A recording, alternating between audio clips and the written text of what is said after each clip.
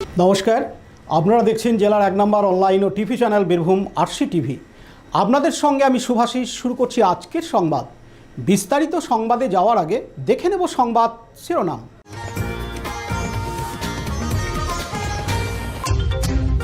Vote পরবর্তী হিংসায় নিহত তৃণমূল কংগ্রেস কর্মীর শেষ কৃত্য প্রক্রিয়ায়। এবার সংবাদ বিস্তারিত। আমিরকেও বলেছি, আমি চান্দুকেও বলেছি, আর সাইফুলকেও। সাইফুল বেঁচে আছে কোনো? সাইফুলকে বল, অনেকবার ফোন কর, ভাই ভট্টের বাড়ি জ্বালাই দিতে, তুই থাক, গ্রাম থেকে বেরোবি না। তারপর যখন পার্টির ভাঙে তখনও বললো, বিধানে বাড়ি ভাঙে তখন আমাকে বললো, না ভাঙলে হাতে বাঁধে তোর কোনো দেবি না, যা করছে। ভোট পরবর্তী হিংসায় নিহত তৃণমূল কংগ্রেস কর্মীর শেষকৃত্য প্রক্রিয়ায় বীরভূমের নানুরের সন্তোষপুর গ্রামে গেলেন জেলা পরিষদের সভাধিপতি তথা হাসন বিধানসভা কেন্দ্রের নবনির্বাচিত তৃণমূল কংগ্রেসের বিধায়ক ফয়জুল হক রূপে কাজল শেখ। মঙ্গলবার 5ই মে বীরভূমের নানুরের সন্তোষপুর গ্রামের ভোট পরবর্তী হিংসায় বলি হন আবিদ শেখ নামে একজন তৃণমূল কর্মী। তার গলার নালি কেটে তাকে খুন করা হয়। সঙ্গে ছিলেন ওই গ্রামের তৃণমূল কংগ্রেসের বুথ সভাপতি। তিনি আহত অবস্থায় হাসপাতালে ভর্তি আছেন। ঘটনায় এখনো পর্যন্ত এলাকায় উত্তপ্ত পরিবেশ তৈরি হয়েছে। অপ্রীতিকর ঘটনা যাতে না ঘটে তার জন্য ঘটনাস্থলে বিশাল পুলিশ বাহিনী এবং কেন্দ্রীয় বাহিনী মোতায়েন করা হয়েছে। গতকাল বুধবার 6 মে সন্ধ্যায় সন্তোষপুর গ্রামে পৌঁছায় নিহত তৃণমূল কংগ্রেস কর্মীর দেহ।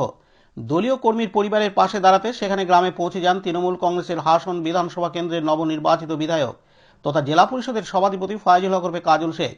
নিহতের পরিবারের সাথে কথা বলেন, পাশে থাকার বার্তা দেন, সব রকম সহযোগিতার কথা দেন। ফয়জুল হক রূপে কাজল শেখ বলেন যে ঘটনা ঘটেছে তা অত্যন্ত নিন্দনীয়। ঘটনার সাথে যারা জড়িত তাদের দৃষ্টান্তমূলক শাস্তি হোক দাবি রাখছি। এদিন তিনি আরও জানান, সে ব্যাপারে কি বলবেন? দেখুন, এই বিষয়ে কথা বলার মতো কোনো ভাষা খুঁজে পাচ্ছি না। মানুষ ভোট দিয়েছে, তর্কে খাতে ধরে নিলাম নিজের ভোট নিজে দিয়েছে, তাহলে কেন এত হিংসাত্মক ঘটনা চলছে সারা নানুর জুড়ে, তথা সারা বীরভূম জেলা জুড়ে? আপনাদের মাধ্যমে এবং যেটুকু খোঁজ খবর পাচ্ছি, হিংসা হিংসা আর হিংসা। বাড়ি লুটপাট থেকে শুরু করে, পার্টি অফিস দখল থেকে শুরু করে, ঘর পার্টি অফিস জ্বালানো থেকে শুরু করে, কোনো দিক দিয়ে পিছিয়ে নেই। মানুষ বাড়ি থেকে বেরোতে পারছে না।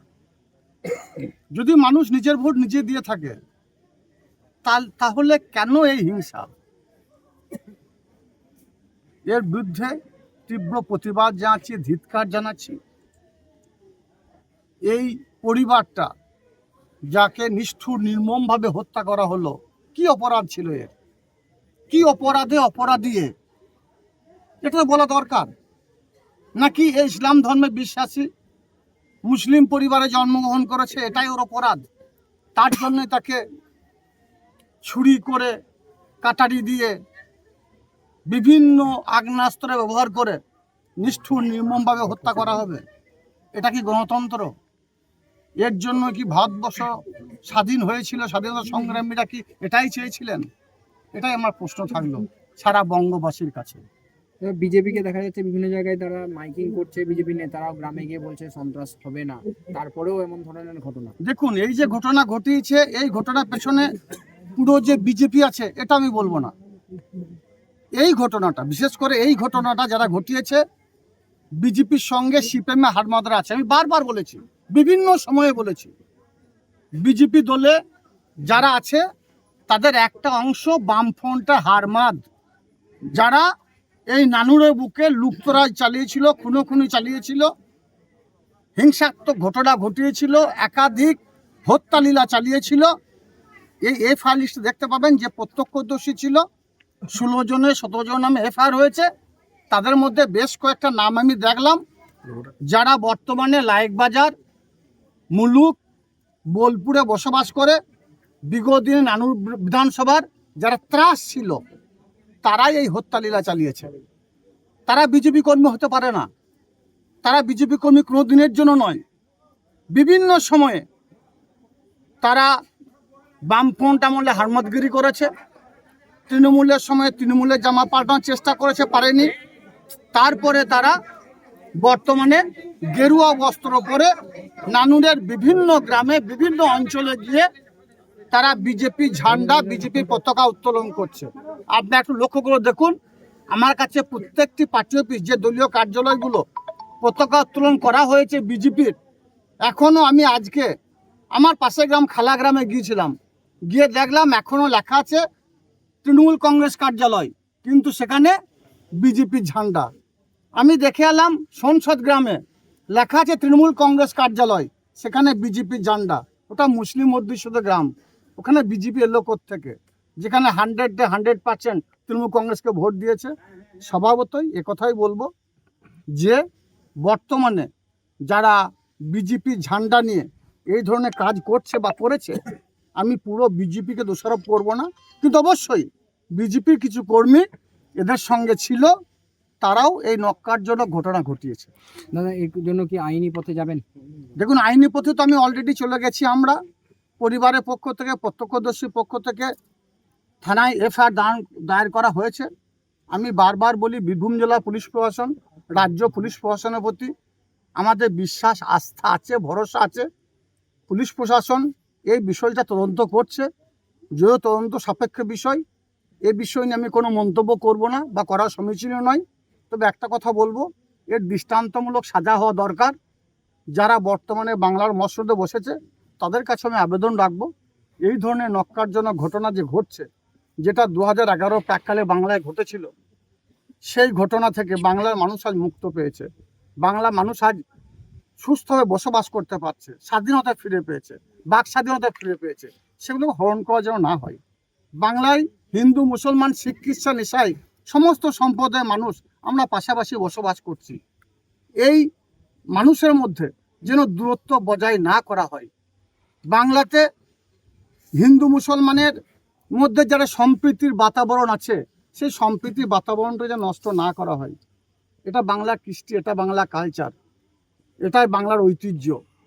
আমাদের বাংলায় রবি ঠাকুর থেকে শুরু করে, ঈশ্বরচন্দ্র বিদ্যাসাগর থেকে শুরু করে, বিদ্রোহী কবি কাজী নজরুল ইসলাম বিভিন্ন সময়ে বিভিন্ন বাণী, বিভিন্নভাবে তারা বাংলা মানুষকে বুঝিয়ে গিয়েছেন যে আমরা বাংলার সম্প্রীতি, বাংলার এই সাম্প্রদায়িককালে যে ঘটনাগুলো ঘটছে, এগুলো কখনোই কাম্য নয়। আমরা হিন্দু মুসলমান পাশাপাশি বসবাস করেছি, আমরা যেন পাশাপাশি বসবাস করতে পারি। এটাই আপনাদের সকলের কাছে আমি এই বিষয় নিয়ে বলতে চাইছি যে এই ঘটনা দৃষ্টান্তমূলক সাজা হওয়া দরকার আছে। চন্দ্রনাথ সিনহা তিনি আজকে বলেছেন ভোট পরিবর্তন করে যে হিংসা হয়েছে তার সিবিআই তদন্ত চাইছে, কারণ 2021-এ যেটা করেছিল সিবিআই তদন্ত করা হয়েছিল। সেক্ষেত্রে আজকেও তিনিও বিজেপিকে হুঁশিয়ারি দিয়েছেন যে যেন সিবিআই তদন্ত হয়ে যায়। দেখুন, বর্তমানে এখনো সরকার ক্ষমতায় বসেনি, এখনো বিজেপির মুখ্যমন্ত্রী পদে আসীন কোনো কাউকে করা হয়নি, তার আগেই এই ধরনের ঘটনা ঘটছে।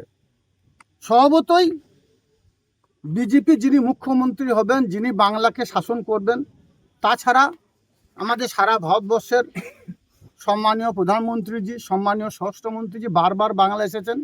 তিনি বলেছেন বাংলার পরিবর্তন হোক এবং বাংলার মানুষ স্বাধীনভাবে বসবাস করতে পারবে। এই কি স্বাধীনতা? এই কি স্বাধীনভাবে বসবাস করতে পারছে বাংলা মানুষ?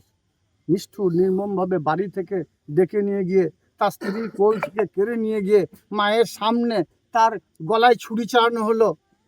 এটাই কি স্বাধীনতা? এটাই কি তারা বলতে চেয়েছিলেন? যদি না বলতে চেয়ে থাকেন, আপনাদের সকলের কাছে অনুরোধ, যে বা যারা এই ঘটনা ঘটিয়েছে তাদের দৃষ্টান্তমূলক সাজার বা শাস্তি হোক, এটাই আপনাদের সকলের কাছে আমি আবেদন রাখি। আপনাদের এখানে তৃণমূল কংগ্রেস কর্মীদের উদ্দেশ্যে কি বার্তা দেবেন?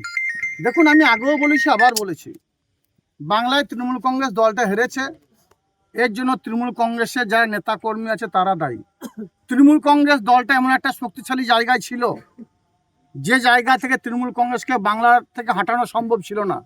তৃণমূল কংগ্রেসকে হাঁটিয়েছে কারা? আমি বলবো তৃণমূল কংগ্রেসই হাঁটিয়েছে। তৃণমূল কংগ্রেসের একটা অংশ দলের সঙ্গে গাদ্দারি করেছে, আস্তে আস্তে সেগুলো বহিঃপ্রকাশ হচ্ছে, আরও বহিঃপ্রকাশ হবে।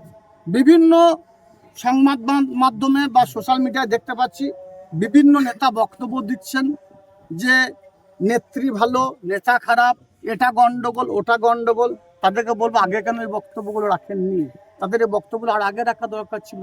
দল তার জায়গা থেকে তার পিছিয়ে আসতো এবং শুধরে নিত।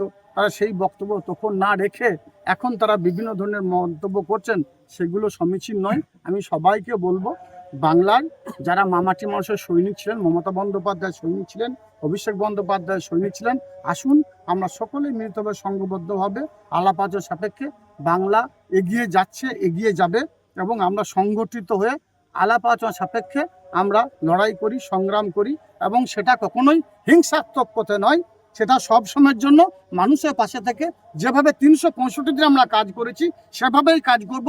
আমরা হিন্দু মুসলমান সবাইকে নিয়ে চলেছি, যেটা মমতা বন্দ্যোপাধ্যায় আমাদের শিখিয়েছেন, সেভাবেই আমরা চলবো।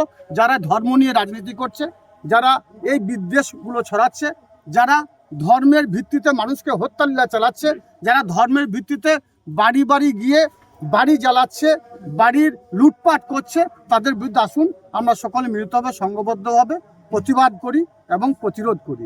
যদিও আপনাদের জানা আছে 2011 প্রাককালে নানুরের আরও ভয়ঙ্কর, আরও হিংসাত্মক ঘটনা ঘটেছে, তার বিরুদ্ধে প্রতিবাদ করেছিলাম, লড়াই করেছিলাম, সংগ্রাম করেছিলাম।